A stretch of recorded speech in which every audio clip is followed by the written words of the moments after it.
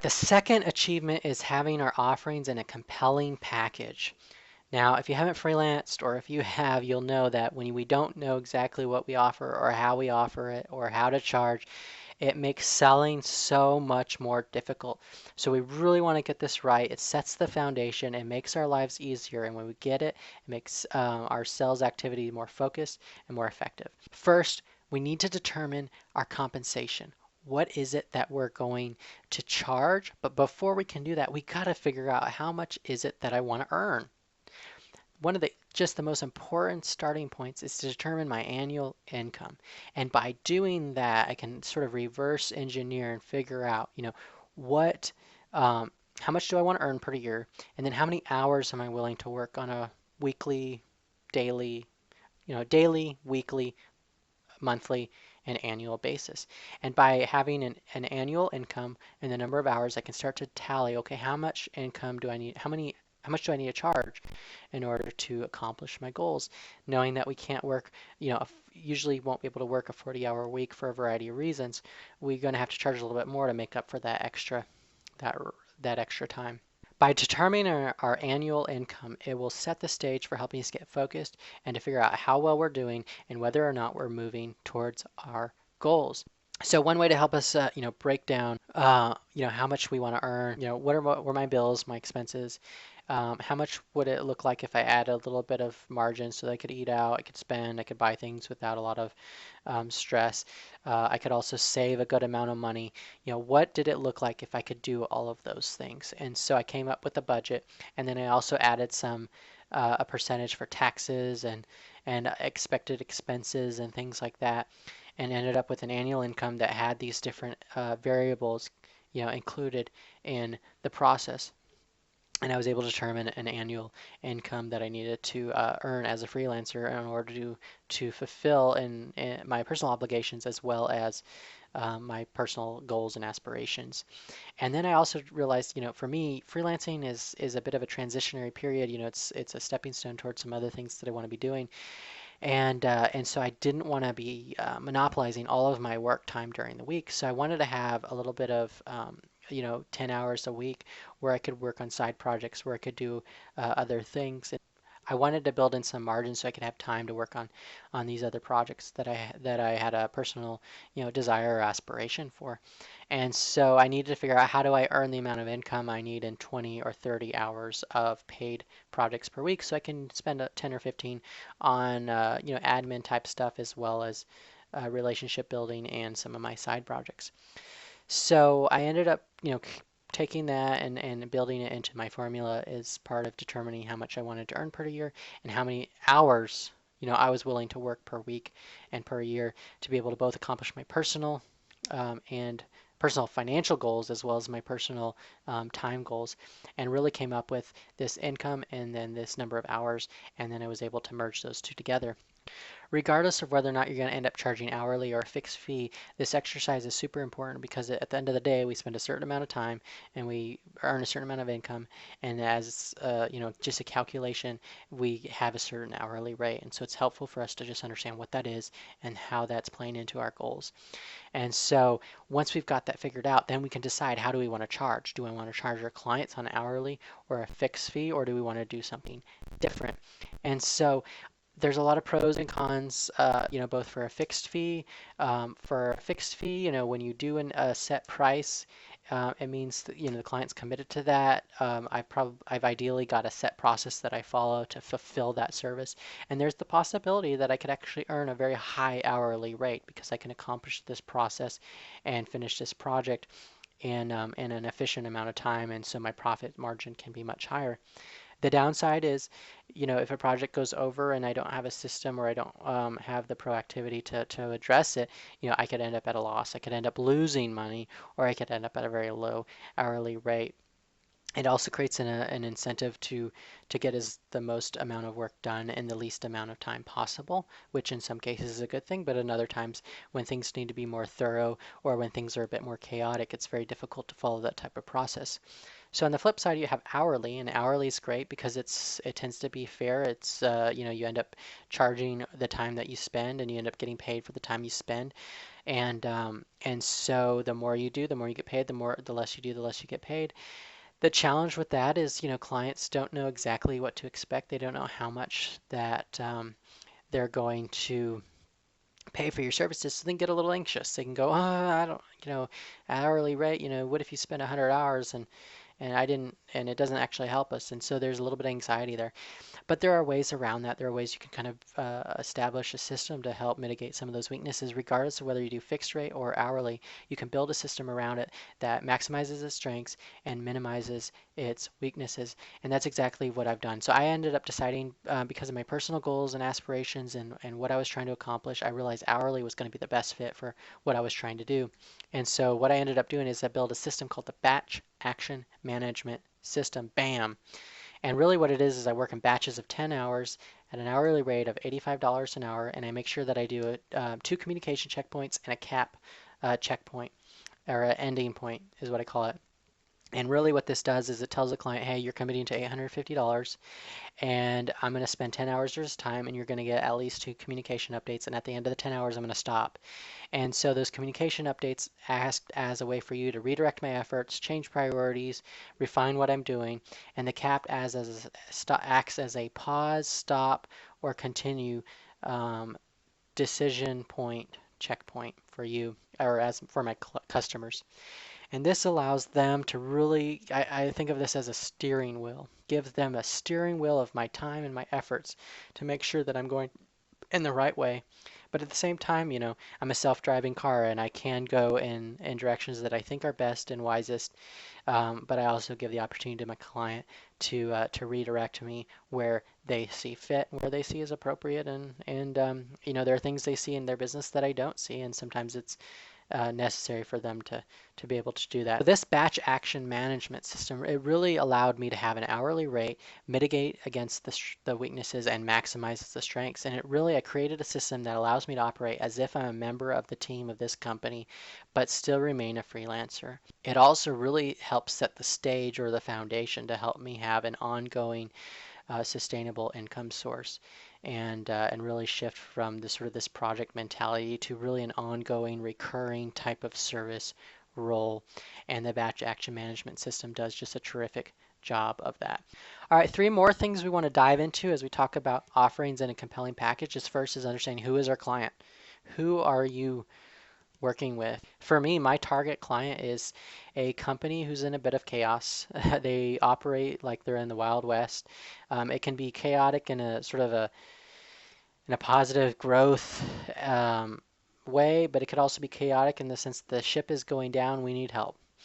But I work with these primarily with the business owner themselves and their teams, and helping guide them and strategically plan for what's to come, but also operate in such a way that I don't get too bogged down in the chaos, but also don't become too much part of it.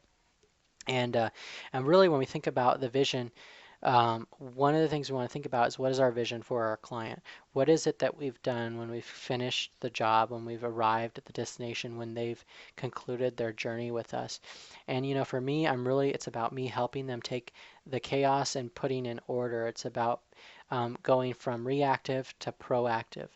And and so I paint this vision for my customer. They've got a problem. I'm here to come in, help guide them as the leader of their organization, help them communicate their vision to their team, and help their team effectively execute that vision. And so those are things that I've learned, that I've gotten really good at, that I've been equipped to do over the years. And so one of the things we got to ask ourselves is, what am I, what's my personality, what are my strengths, and how do I actually, match up in terms of being able to do the things that I want to do for my customers. If I'm not talented or experienced at what I'm wanting to offer, then I need to get up to speed or I need to look at doing something else. And so we want to understand who our client is, what our vision is for them, and what are we equipped to do for them specifically. And by asking ourselves and answering those questions, we should be able to narrow down our offerings. And so a couple just kind of random tidbits to think about as we explore this is first is starting points. So for me, clients, sometimes they know what they want, sometimes they don't. The things that I help with or that help with a client is to have these starting points to go, hey, if we want to start working together, here's some ways we can do it. And so for me, one of the ways that I do it is I will do it by I'll do an audit. Essentially, I'll say, hey, let me come in and audit your company, audit your marketing, audit at your website, and come in and just see, here's what I witnessed, and here are the things I've found, the opportunities for improvement, the problems, the issues, and these are the areas that we can work on. So by going in and as a starting point doing an audit, then it's a great way to start working with them. Another starting point, I work with a lot of companies that use HubSpot and use a lot of automation. So a starting point could essentially be planning out, doing a discovery and planning out an automation system to help them accomplish their goals. And so having these starting points allows them to transition. The audit is a great way to have sort of a catch-all starting point if they don't know where they need to start or what they need to get going with. So another question that comes up a lot when we talk about offerings and packages, strategic versus tactical. Do we do planning? Do we do strategy as a freelancer, or should I do tactical? Should I jump in the trenches and should I, do actual creation? And for me, I like to do both. I like to do a little bit of the strategic and the tactical because sometimes the strategic can have a lot of responsibility and a lack of specific tangible accomplishments. It can be a little bit more fuzzy. And so having tactical projects, something that I can just work on and be done and feel accomplished is nice. And so I like to have a combination of the two. Strategic and getting into consulting, it can be more difficult and some companies are going to be more hesitant to do that. So it's also probably a harder road to go down in terms of just building up a book of business. But if you can build up a business of both and then have a combination, or if you can build up a book of business of tactical clients and then start to request and meet with them and talk about doing strategic work, you can start to morph your business into a combination, or you could even go fully strategic if that's the approach you'd prefer to go. So both routes are good. It's just about understanding the pros and cons of each and how to balance the two. And so the next thing I want to talk about is really talk about three ways that we can differentiate ourselves from other freelancers, from other companies, whoever it might be.